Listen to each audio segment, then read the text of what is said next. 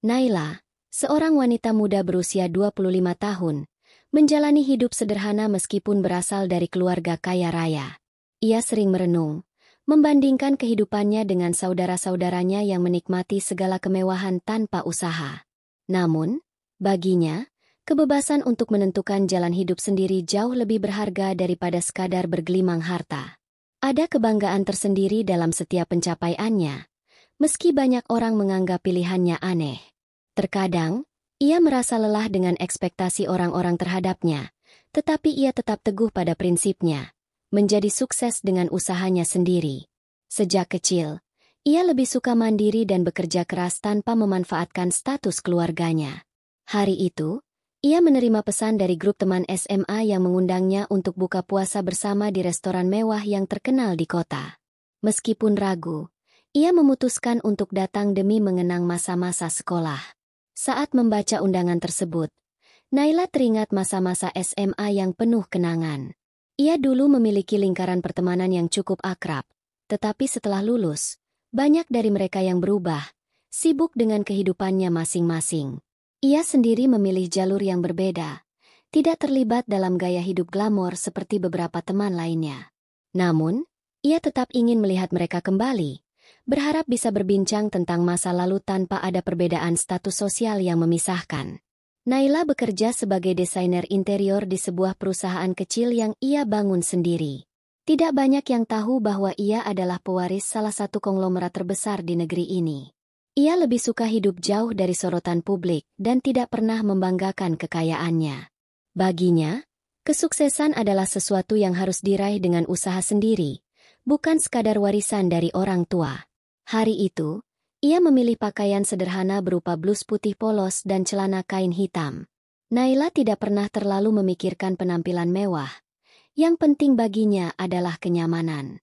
Sebelum berangkat, ia menyempatkan diri berbicara dengan asistennya, Sari, yang membantunya mengatur bisnisnya.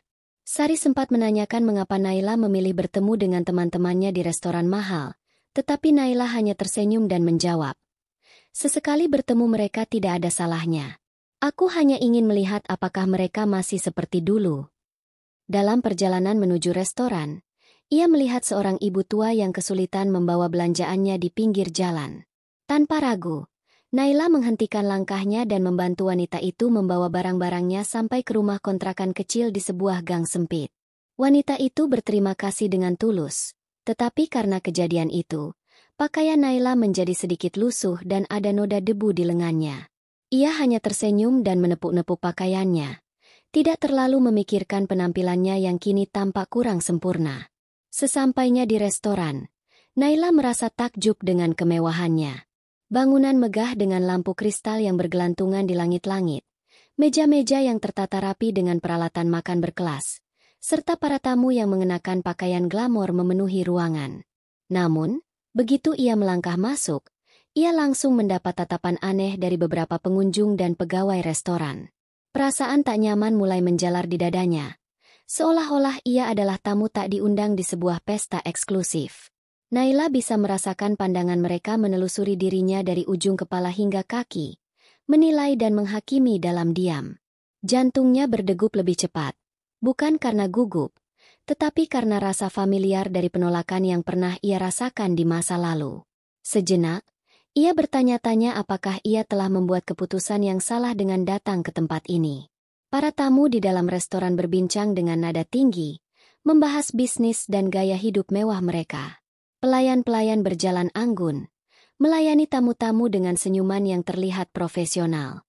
Namun, saat Naila memasuki area utama, ekspresi beberapa pegawai berubah.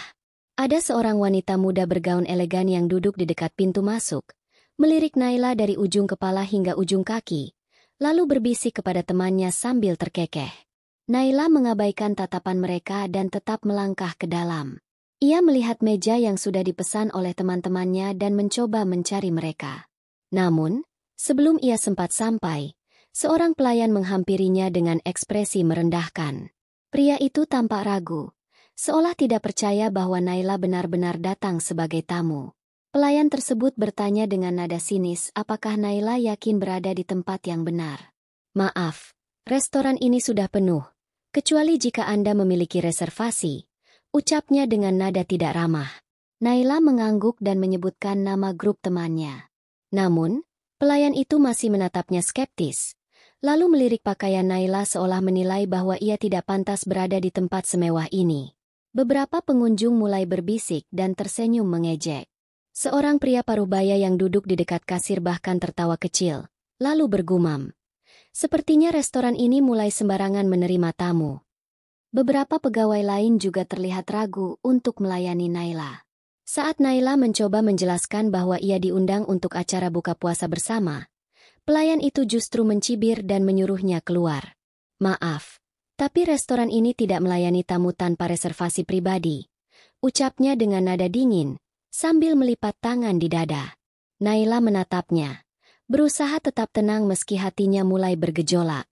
Saya memang diundang ke sini, katanya, suaranya masih terkendali, meskipun bibirnya sedikit bergetar karena kesal. Pelayan itu hanya tertawa kecil, melirik pakaiannya dengan tatapan meremehkan. Silakan saja cari tempat lain yang lebih cocok untuk Anda, lanjutnya dengan nada mengejek. Napas Naila tercekat, jari-jarinya mengepal tanpa sadar. Namun, ia memilih untuk tidak memperpanjang perdebatan, meski rasa sakit dan amarah mulai menyusup ke dalam hatinya. Mohon maaf, restoran ini memiliki standar tertentu. Jika Anda tidak bisa menyesuaikan diri, lebih baik cari tempat lain yang lebih sesuai, ucapnya dengan nada tajam. Naila hanya tersenyum tipis, tidak menyangka akan diperlakukan seperti ini. Ia menahan diri untuk tidak berbicara, memilih pergi dengan tenang meskipun hatinya terasa perih. Naila melangkah keluar dengan kepala tegak, menahan emosi yang bergejolak dalam dadanya.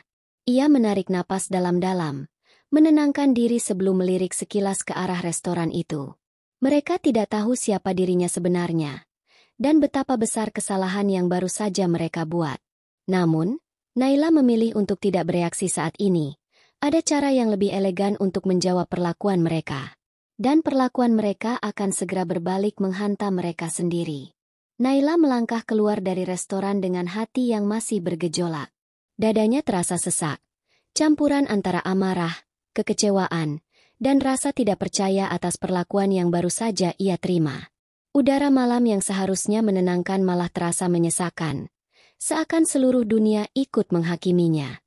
Tenggorokannya mengering, dan matanya berkilat menahan emosi. Ia bukan hanya marah karena dihina, tetapi juga karena kenyataan bahwa orang-orang masih dengan mudah menilai seseorang hanya dari penampilan luar. Perlahan, ia mengepalkan tangannya, berusaha mengendalikan diri agar tidak tenggelam dalam rasa sakit dan kemarahan yang menggerogoti hatinya. Udara malam yang sejuk tidak mampu meredakan panas yang membakar dadanya. Ia bukan tipe orang yang mudah terpancing emosi, tetapi perlakuan kasar tadi meninggalkan luka yang sulit diabaikan. Langkahnya terhenti di depan restoran, dan tanpa sadar, ia mengepalkan tangannya.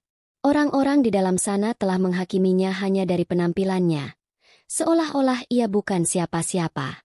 Tiba-tiba, ponselnya bergetar. Sebuah pesan masuk dari salah satu teman SMA-nya, Dina, yang bertanya mengapa Naila belum tiba. Naila menatap layar ponselnya dengan perasaan campur aduk. Seharusnya ia bisa masuk dan duduk bersama teman-temannya sekarang, berbincang santai mengenang masa lalu. Tapi kenyataan berkata lain. Ia menarik napas panjang sebelum membalas pesan Dina, memilih untuk tidak langsung menceritakan kejadian tadi. Namun, saat ia hendak melangkah pergi, kakinya ragu-ragu berhenti. Bahunya sedikit menegang, dan jantungnya berdetak lebih cepat. Entah karena amarah yang belum reda atau firasat aneh yang tiba-tiba muncul. Lalu, suara tawa familiar terdengar dari dekat. Ia menoleh dan melihat sekelompok orang keluar dari restoran. Beberapa di antaranya adalah teman SMA-nya.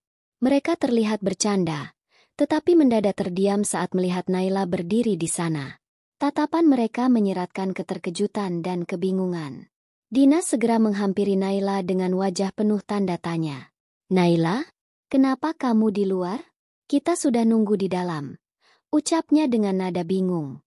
Beberapa teman lain ikut mendekat, menatapnya seakan baru menyadari keberadaannya.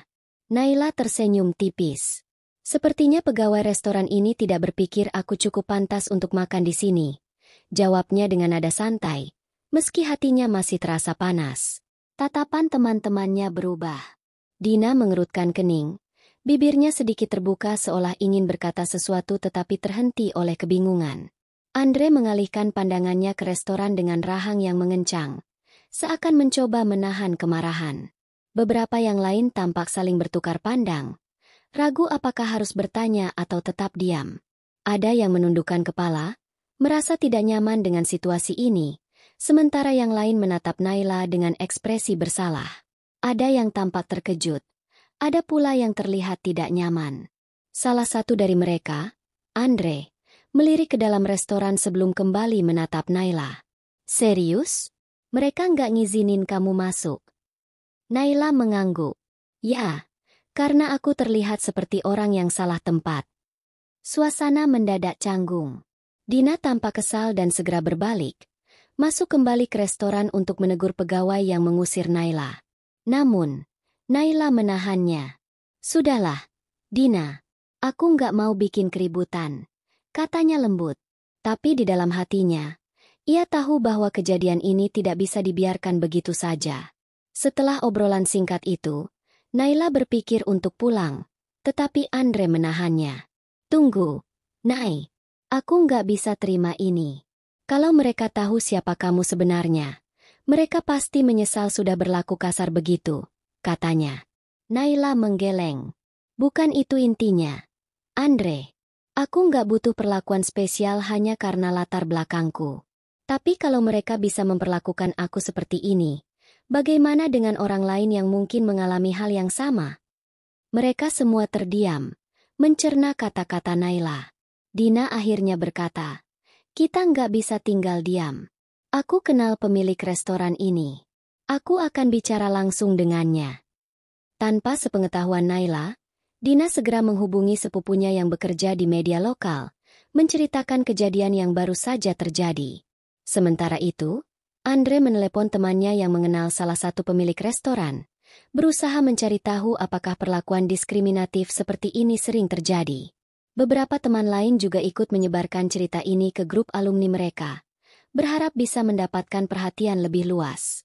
Mereka tidak tahu bahwa Naila sendiri memiliki rencana yang jauh lebih besar untuk menangani situasi ini.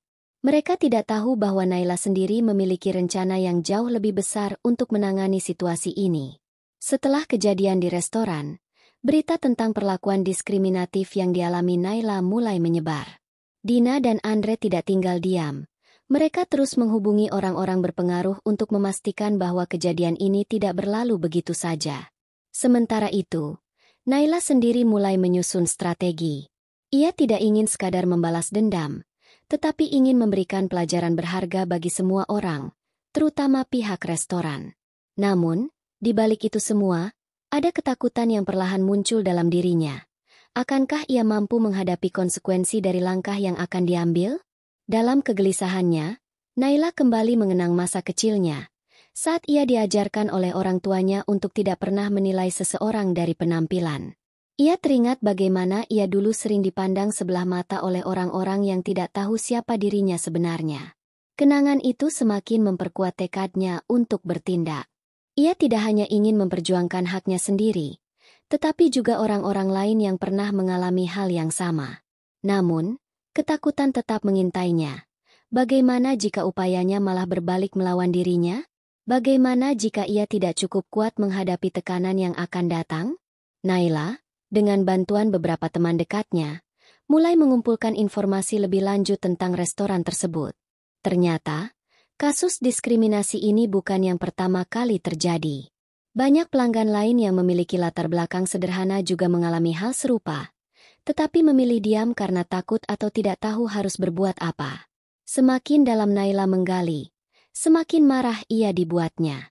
Ia membaca berbagai testimoni anonim di forum daring, berbicara dengan mantan pegawai restoran, dan bahkan menyamar sebagai pelanggan biasa untuk mengamati perlakuan staf restoran terhadap pelanggan dari berbagai latar belakang. Dengan mengenakan pakaian sederhana, Naila masuk restoran itu untuk melihat sendiri bagaimana staf memperlakukannya. Seperti yang diduganya, Ia kembali mendapat perlakuan yang tidak menyenangkan. Namun, kali ini ia lebih siap. Ia merekam interaksi tersebut sebagai bukti tambahan. Ia menggenggam ponselnya erat-erat, merasakan dadanya berdebar setiap kali tatapan meremehkan itu diarahkan padanya.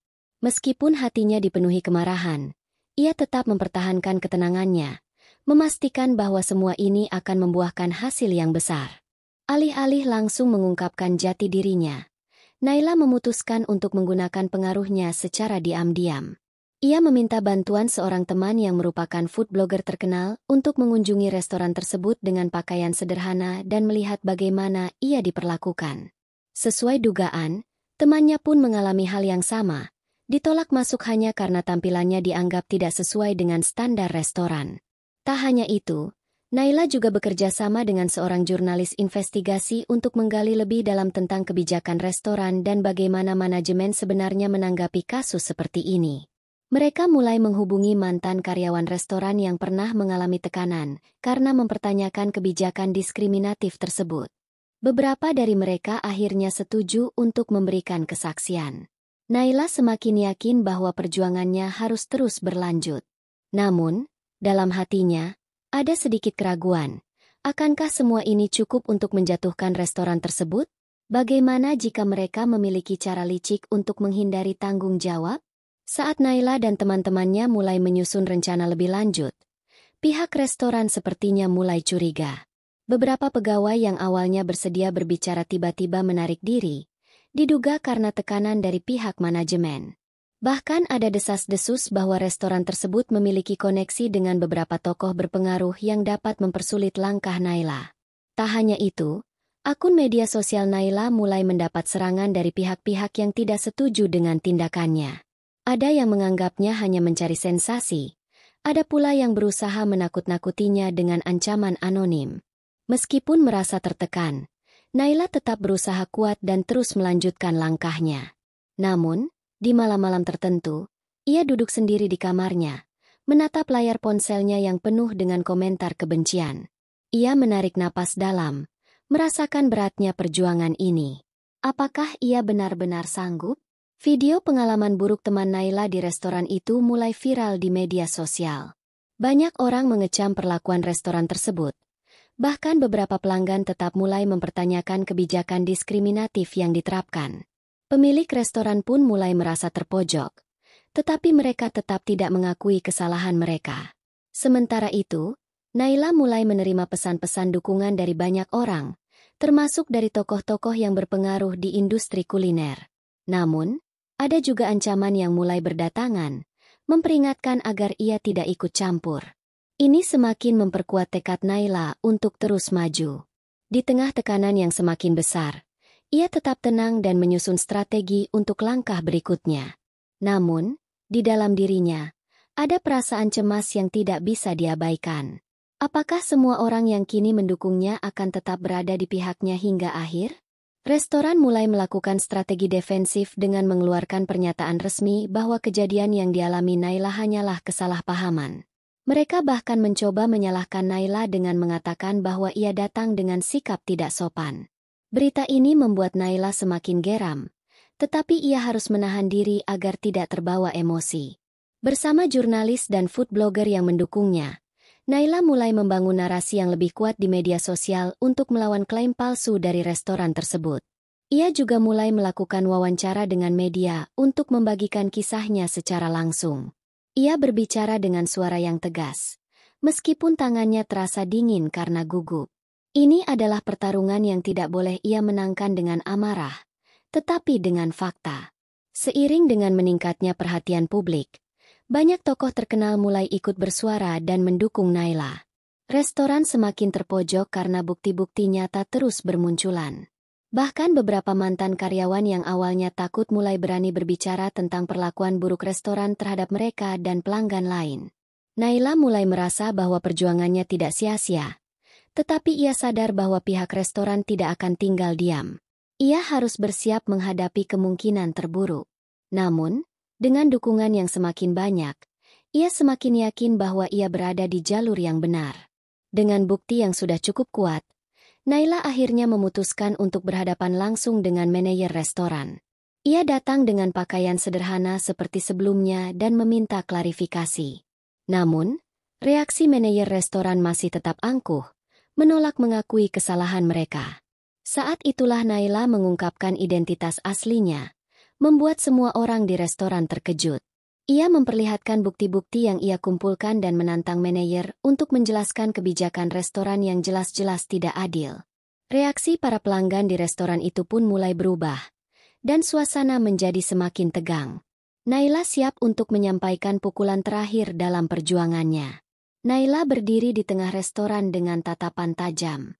Para pelanggan yang awalnya sibuk dengan makanan mereka mulai memperhatikan. Tangannya sedikit gemetar.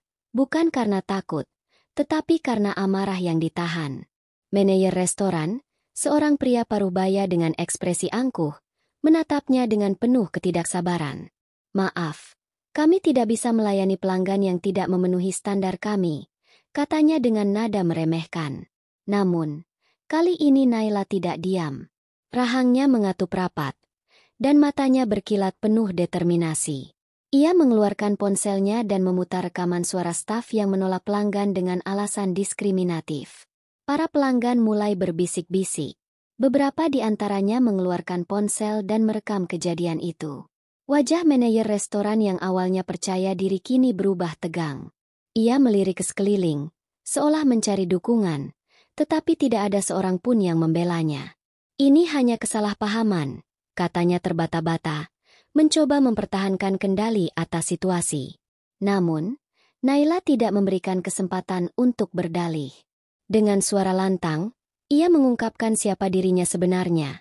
Putri dari salah satu pemilik jaringan restoran terkenal di kota. Sontak, suasana restoran berubah hening. Napas Naila terasa berat, bukan karena gugup, tetapi karena akhirnya ia bisa menyuarakan kebenaran. Tatapan sinis para staf restoran berubah menjadi keterkejutan. Pelanggan yang sebelumnya hanya menonton kini mulai berani berbicara. Seorang pria parubaya yang duduk di sudut ruangan mengangkat tangan. "Saya juga pernah diperlakukan tidak adil di sini," serunya lantang. Beberapa pelanggan lain mulai mengangguk, membenarkan bahwa mereka juga mengalami perlakuan serupa. Media yang sudah mengikuti perkembangan kasus ini segera datang. Dalam hitungan menit, restoran itu berubah menjadi pusat perhatian. Lampu kilat kamera berkedip-kedip, dan wartawan mulai mengajukan pertanyaan tajam kepada manajer restoran yang kini tampak kehilangan kata-kata. Manajer restoran mencoba mengendalikan situasi dengan menghubungi atasannya. Namun, Naila sudah lebih dulu bertindak. Ia menunjukkan bukti-bukti yang ia kumpulkan selama ini, video, testimoni pelanggan, dan laporan investigasi yang ia dan timnya kumpulkan. Tidak ada ruang lagi bagi pihak restoran untuk menghindari tanggung jawab. Para pelanggan yang masih ada di restoran mulai keluar dengan wajah kesal, menandakan bahwa citra restoran itu sudah hancur. Media sosial meledak dengan berita tentang kejadian itu. Video konfrontasi Naila dengan manajer restoran viral dalam waktu singkat. Tagar boikot restoransi menduduki puncak trending, dan netizen membanjiri akun media sosial restoran dengan komentar pedas. "Begini cara mereka memperlakukan pelanggan," tulis salah satu pengguna Twitter. Beberapa influencer dan tokoh terkenal ikut mengecam tindakan diskriminatif yang dilakukan pihak restoran.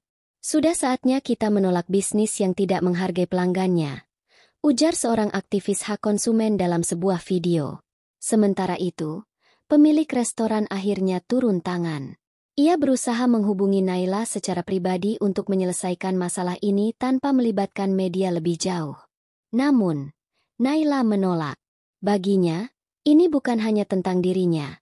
Ini tentang semua orang yang pernah diperlakukan tidak adil. "Permintaan maaf saja tidak cukup," katanya dengan tegas dalam sebuah wawancara. "Harus ada perubahan nyata dalam sistem." Merasa terpojok, pihak restoran mencoba membalikan keadaan dengan mengajukan gugatan terhadap Naila atas tuduhan pencemaran nama baik. Ini menjadi ujian terbesar bagi Naila. Meski yakin dengan kebenaran yang ia bawa, tekanan dari media dan ancaman hukum membuatnya sedikit goyah. Namun, dengan dukungan tim hukumnya, ia menghadapi tantangan ini dengan kepala tegak. Dalam sidang pertama, Pengacara restoran mencoba menggiring opini bahwa Naila hanya mencari perhatian dan merusak nama baik mereka untuk kepentingan pribadi. Namun, bukti-bukti yang dimiliki Naila terlalu kuat untuk dibantah. Para saksi yang selama ini bungkam akhirnya bersedia bersaksi di pengadilan, menceritakan bagaimana restoran itu memang memiliki kebijakan diskriminatif selama bertahun-tahun. Saat berada di ruang sidang, Naila merasakan gelombang emosi yang naik turun. Ia melihat orang-orang yang telah didiskriminasi oleh restoran itu duduk di kursi penonton, menatapnya dengan harapan di mata mereka. Ini bukan lagi hanya tentang dirinya. Ini adalah perjuangan untuk semua orang yang suaranya pernah dibungkam. Setelah berbulan-bulan penuh tekanan, akhirnya pengadilan mengeluarkan putusan. Restoran dinyatakan bersalah atas praktik diskriminatif dan harus membayar denda besar serta mengubah kebijakan mereka. Keputusan ini disambut dengan sorakan dukungan dari masyarakat. Naila, meski lelah, merasa puas. Ia telah memperjuangkan sesuatu yang lebih besar dari dirinya sendiri. Namun, lebih dari itu, pengalaman ini mengajarkan Naila sesuatu yang berharga, bahwa keadilan tidak datang dengan mudah, tetapi jika diperjuangkan dengan tekad, perubahan bisa terjadi. Saat ia melangkah keluar dari gedung pengadilan, ia menatap langit dengan senyum tipis. Perjuangan ini bukan hanya tentang dirinya, tetapi tentang semua orang yang pernah diperlakukan tidak adil. Dan itu baru permulaan. Setelah keputusan pengadilan diumumkan, Naila duduk di dalam mobilnya, menarik napas lega. Ponselnya terus bergetar dengan notifikasi ucapan selamat dari berbagai pihak, keluarga, teman-teman, bahkan orang-orang yang tidak dikenalnya. Namun, ada satu pesan yang membuatnya terdiam. Jantungnya berdegup lebih kencang saat membaca nama pengirimnya. Tangannya sedikit gemetar ketika membuka pesan itu. Berbagai emosi bercampur dalam benaknya. Penasaran, ragu, bahkan sedikit ketakutan akan apa yang akan ia baca. Matanya menelusuri setiap kata dengan hati-hati, merasakan gelombang perasaan yang sulit dijelaskan mengalir dalam dirinya. Itu dari pemilik jaringan restoran yang selama ini mempekerjakan manajer yang telah berbuat diskriminatif. Pemilik restoran tersebut ingin bertemu dengannya secara langsung untuk meminta maaf. Naila merasa dilema. Haruskah ia memberi kesempatan bagi mereka untuk memperbaiki diri, atau tetap berpegang teguh pada prinsipnya? Dengan hati yang masih bergejolak, ia akhirnya memutuskan untuk menerima pertemuan itu, tetapi bukan tanpa pertimbangan yang matang. Ia duduk diam cukup lama, memikirkan segala kemungkinan. Apakah ini hanya sekadar permintaan maaf formal tanpa perubahan nyata? Apakah ia akan dianggap lemah karena memberi kesempatan kedua? Dalam benaknya, terlintas kembali momen saat ia dihina dan diusir. Rasa marah yang pernah ia pendam masih ada. Tapi ia juga menyadari bahwa memendam kebencian tidak akan membawa perubahan. Akhirnya, dengan napas panjang, ia memutuskan bahwa kesempatan ini harus dimanfaatkan, tetapi dengan syarat bahwa mereka harus benar-benar berubah. Di sebuah ruang rapat yang luas, Naila duduk berhadapan dengan pemilik jaringan restoran. Lelaki tua itu tampak menyesal, tetapi Naila tetap waspada. "Kami salah, dan kami ingin memperbaikinya," katanya. Naila menatapnya tajam. "Bukan hanya permintaan maaf yang saya inginkan. Saya ingin jaminan bahwa diskriminasi ini tidak akan terjadi lagi." Pemilik restoran setuju untuk membuat kebijakan baru, termasuk pelatihan anti-diskriminasi bagi stafnya serta sistem pengawasan yang lebih transparan. Naila setuju untuk menjadi salah satu pengawas independen yang memastikan perubahan ini benar-benar berjalan. Meski masih ada keraguan dalam hatinya, ia tahu bahwa ini adalah langkah yang harus diambil agar tidak ada lagi orang yang mengalami kejadian sepertinya. Kemenangan Naila bukan hanya menjadi berita nasional tetapi juga menginspirasi banyak orang. Seorang mahasiswa yang pernah mengalami diskriminasi dalam dunia kerja mengirim pesan kepadanya, mengaku bahwa keberanian Naila telah membuatnya berani melaporkan perlakuan tidak adil di kantornya. Seorang ibu yang memiliki anak dengan kebutuhan khusus juga mengungkapkan bagaimana perjuangan Naila memberinya harapan bahwa keadilan bisa diperjuangkan. Melalui berbagai surat dan pesan yang ia terima, Naila menyadari bahwa suaranya telah membangkitkan keberanian banyak orang untuk melawan ketidakadilan dalam kehidupan mereka sendiri.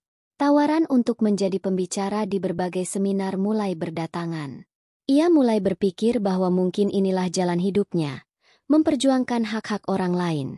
Dengan semangat baru, ia mulai menyusun program edukasi untuk meningkatkan kesadaran tentang diskriminasi di berbagai bidang. Sementara itu, Naila juga mulai merasakan perubahan dalam dirinya sendiri. Ia tidak lagi ragu untuk bersuara. Kepercayaan dirinya semakin kuat, dan ia menyadari bahwa selama ini ia bukan hanya membela dirinya sendiri, tetapi juga mereka yang tidak memiliki keberanian untuk melawan. Di tengah kesibukannya, Naila menerima pesan dari mantan teman-temannya yang dulu meninggalkannya. Beberapa di antara mereka meminta maaf, mengakui bahwa mereka salah telah mengabaikannya. Naila tahu bahwa tidak semua luka bisa sembuh dengan cepat, tetapi ia memilih untuk melepaskan dendam. Ia mengadakan pertemuan dengan mereka, bukan untuk kembali seperti dulu, tetapi untuk menjelaskan apa yang ia rasakan dan bagaimana ia berharap mereka bisa belajar dari kesalahan mereka. Beberapa pertemanan bisa diperbaiki, sementara yang lain tetap menjadi bagian dari masa lalu. Baginya, yang terpenting adalah ia tidak lagi terjebak dalam amarah dan sakit hati. Di sebuah acara penghargaan untuk aktivis muda, Naila berdiri di atas panggung, dikelilingi oleh gemuruh tepuk tangan dari para tamu undangan. Lampu sorot menerangi wajahnya, memperlihatkan ekspresi campuran antara kebanggaan dan haru. Ia merasakan jantungnya berdegup kencang, bukan karena gugup, tetapi karena kebahagiaan yang membuncah.